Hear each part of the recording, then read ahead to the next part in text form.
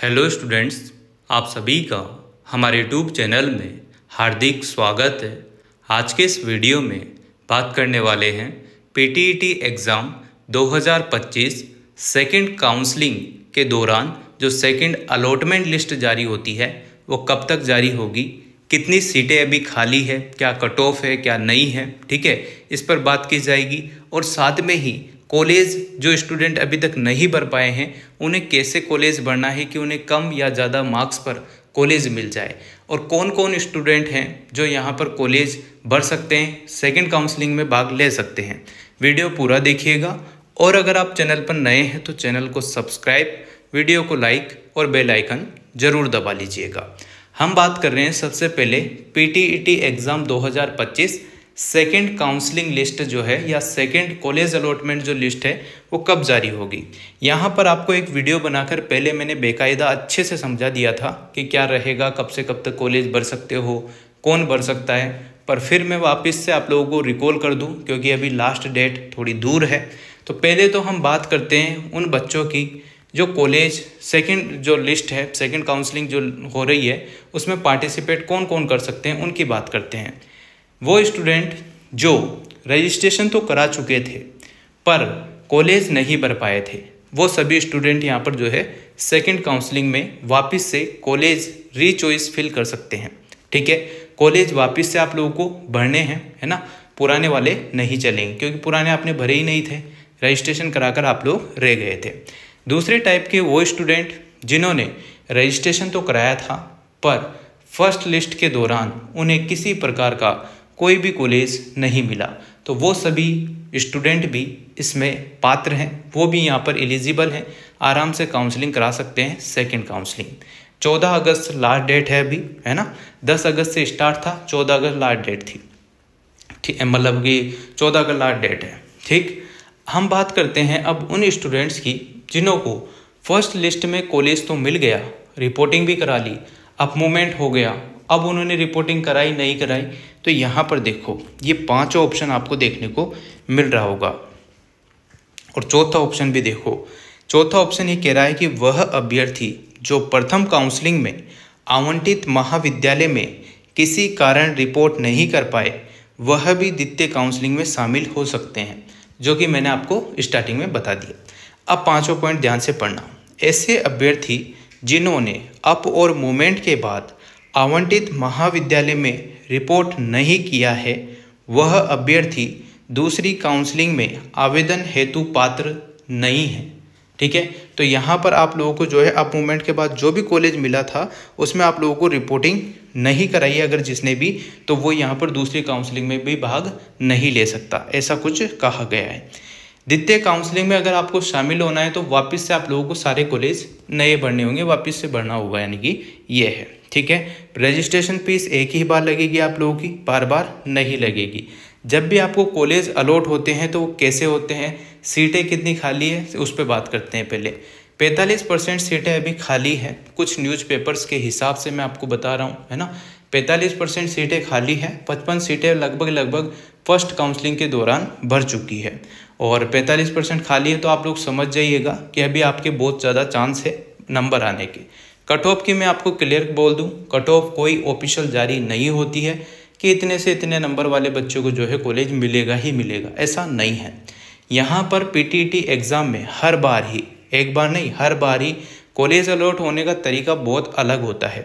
जब भी आप लोग कम या ज़्यादा मार्क्स वाले आपके ही रिश्तेदार, या कमेंट में पढ़ लेना बहुत सारे बच्चों के जो है, कोई कहेगा कि सर मेरे तो 430 नंबर थे, कोई कहेगा सर मेरे 400 थे मुझे कॉलेज मिल गया, और जो 430 वाला था सेम कैटेगरी का होने के बावजूद भी उसे कॉलेज नहीं मिला, क्योंकि 430 वाले ने क्या किया कि कॉलेज उसने भरे ओनली उसके ज़िले के, है ना, और जो 400 नंबर वाला बच्चा था उसने भर दिए कम से कम 400-500 कॉलेज, तो उसे तो कॉलेज मिलना तय है। और पीटीईटी में कॉलेज इसी तरीके से मिलते हैं। पहली लाइन आप लोग पढ़ पा रहे होंगे कि प्रथम काउंसलिंग के अंतर्गत महाविद्यालय आवंटन के उपरांत शेष बची सीटों पर ₹5,000 पूर्व में ही जमा कर चुके, यानी कि रजिस्ट्रेशन स्टार्टिंग में होगा, उसके बाद रजिस्ट्रेशन वापस से नहीं होता है।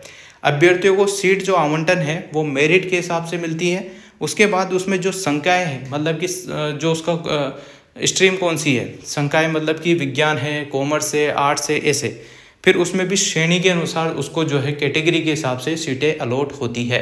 तो आप लोगों को अब ये ध्यान रखना है, जो अभी तक कॉलेज नहीं भर पाए हैं वो बच्चे बिल्कुल ये ध्यान रखना कि जितने कॉलेज आप भर सकते हो उतने भरना, है ना। जब भी आप काउंसलिंग का जो प्रोसेस है वापस से कॉलेज भरने का, उसके नीचे नीचे एक नोट लिखा होगा कि ज़्यादा से ज़्यादा कॉलेज आप लोगों को भरना है। उसका ये मतलब होता है अगर आपको किसी भी हाल में बीएड करना है इस साल तो आपको ज़्यादा से ज़्यादा कॉलेज भरने ही होंगे। और अगर आप ये चाहते हैं कि मुझे तो मेरे ज़िले में मिलेगा तो ही करूँगा, तो फिर आप बैठे रहो, अपने ज़िले के कॉलेज भरो और इंतज़ार करो और किस्मत के भरोसे छोड़ दो। तो ही मिल जाए तो कर लेना, नहीं मिले तो कोई बात नहीं है। आप लोग फिर अपना रिफ़ंड जो है फॉर्म भर सकते हैं, 3 महीने बाद भरने में आता है। रिफ़ंड फॉर्म भर के आप लोग अपना पैसा तो प्राप्त कर ही सकते हैं। कॉलेज मिल जाए और बीएड करनी हो आपको, अगर आपके ही ज़िले में मिल जाए, उन बच्चों की कह रहा हूँ जिन्हों को अपने ही ज़िले में चाहिए, तो उन्हें मिल जाए तो बहुत अच्छी बात है, वो कर लीजिएगा। नहीं मिलता है तो फिर वो रिफ़ंड भर ही सकते हैं फॉर्म, ठीक है। तो यही प्रोसेस है। जिन्हें कॉलेज किसी भी हाल में चाहिए वो कहीं का भी कॉलेज भर सकता है, कोई दिक्कत नहीं है। अगर आपके दिमाग में ये डाउट हो कि आप मूवमेंट अब होगा या नहीं होगा, तो पहली लिस्ट जब डिक्लेयर होती है उसके बाद एक बार अप मूवमेंट होता है, पिछली बार भी और इस बार भी, है ना।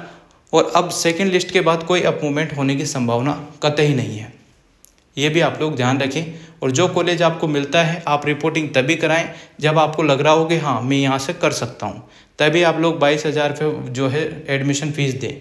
जिन बच्चों ने ऑलरेडी दे रखी है एडमिशन फ़ीस वो सोच ले समझ ले, उन्हें अगर जो है एडमिशन लेना है तो वहाँ रिपोर्टिंग करा लो, और अगर एडमिशन नहीं लेना है तो आप लोग जो है रिफ़ंड वाली वीडियो देख लो, वो बना रखी है, आराम से आप लोगों की हेल्प हो जाएगी। कैसे आप लोग अपने 5,000 और 22,000 रुपये वापस ले सकते हैं, पूरा अच्छे से समझा रखा है, ठीक है ना। तो वो आप लोग देख सकते हैं।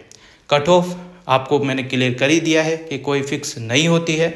और 18 तारीख को जो है आप लोगों को 18/8/2025 को सेकेंड काउंसलिंग के बाद जो लिस्ट आएगी, सेकेंड लिस्ट, वो 18/8/2025 को आएगी। ये बात भी आप लोग ध्यान रखिएगा। टाइम भी बता देता हूँ कि 10 बजे से 5 बजे का जो ऑफिस टाइम है उसी टाइम पर आप लोगों को देखने को मिलेगी। 11 या 12 बजे फिक्स तो अगर देखी जाए तो उस टाइम ज़्यादातर लिस्टें जारी होती है, तो उस टाइप से आप लोग देख सकते हैं। कॉलेज भरने का मैंने आपको तरीका बता ही दिया है कि ज़्यादा से ज़्यादा कॉलेज आपको भरनी है और कुछ नहीं है। इसका यही फंडा होता है, जब भी आप लोगों को कॉलेज अच्छे से मिल पाता है। जिनके कम मार्क्स हैं वो अभी निराश ना हो, अभी 45% सीटें खाली हैं, आपको कॉलेज मिलने की पूरी संभावना है। तो अभी तक उम्मीद मत छोड़ो, लगे रहो। जो 2 ईयर वाले स्टूडेंट हैं उनके लिए ही थोड़ा सा मुश्किल पड़ रहा है, बाकी जो 4 ईयर वाले स्टूडेंट हैं उन्हें तो लगभग सभी को मिल चुका है, और नहीं मिला है उनको अब मिल जाएगा, ठीक है। तो इस प्रकार से अपने डॉक्यूमेंट्स भी आप लोग तैयार रखें, क्योंकि जब भी रिपोर्टिंग कराने जाओगे तो डॉक्यूमेंट्स बहुत ज़्यादा इंपॉर्टेंट हैं। अगर आपका जाति, मूल, आधार कार्ड, किसी भी चीज़ में कोई भी दिक्कत आ रही हो तो उन्हें अपडेट करा लो, वो सही रहता है, ठीक है ना। और फ़ोटो वोटो खिंचा लो, वो भी काम आएंगे, पासपोर्ट साइज़ फ़ोटो भी काम आएंगे। Thank you so much. Video अगर आपको अच्छी लगी हो तो like, comment, share and subscribe.